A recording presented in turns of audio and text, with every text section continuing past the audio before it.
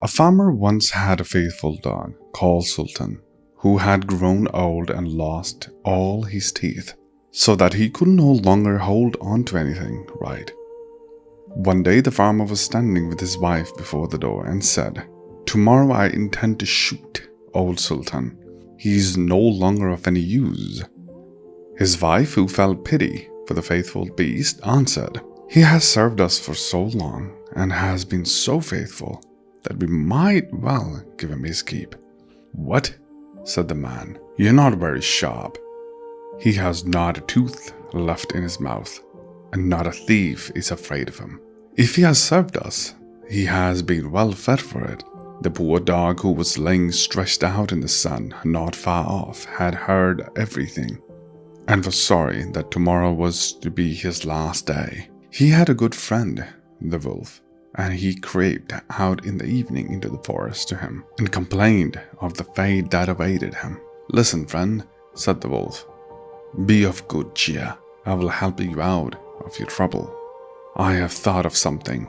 Tomorrow, early in the morning, your master is going with his wife to make hay, and they will take their little child with them, and no one will be left behind in the house. While at work, they always lay the child under the hedge in the shade. You will lay yourself there too, just as if you wish to guard it. Then I will come out of the woods and carry off the child. You must rush swiftly after me, as if you would rescue it from me.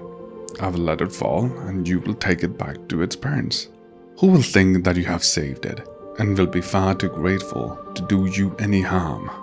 On the contrary, you will be in high favor, and they will never let you want for anything again."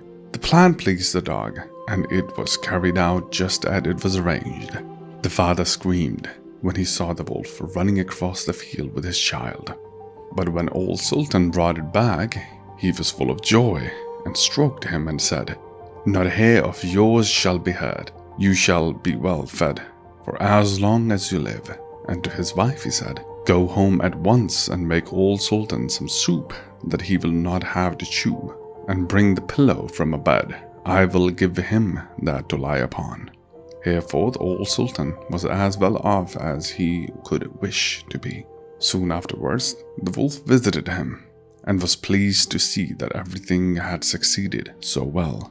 "But now," said he, "you will just turn a blind eye if when I have a chance I carry off one of your master's fat sheep." "Do not reckon upon that," answered the dog. "I will remain true to my master. I cannot agree to that." The wolf, who thought that this could not be spoken in earnest, came creeping about in the night and was going to take away the sheep. But the farmer, to whom the faithful Sultan had told the wolf's plan, caught him and beat his hide soundly with a flail. The wolf had to flee, but he cried out to the dog, "Wait a bit, you scoundrel, you shall pay for this." The next morning, the wolf sent the boar to challenge the dog to come out into the forest, so that they might settle the affair. The old Sultan could find no one to stand by him but a cat with only 3 legs, and as they went out together, the poor cat limped along, and at the same time stretched out her tail into the air with pain.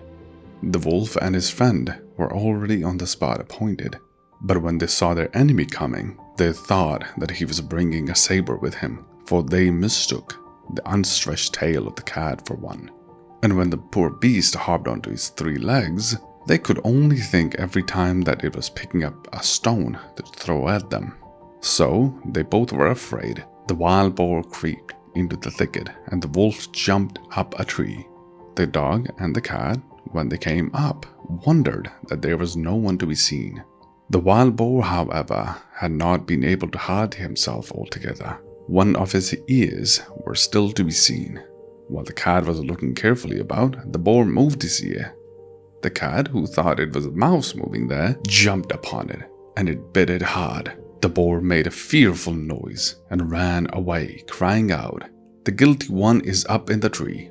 The dog and the cat looked up and saw the wolf, who was ashamed of having shown himself so timid, and made friends with the dog again.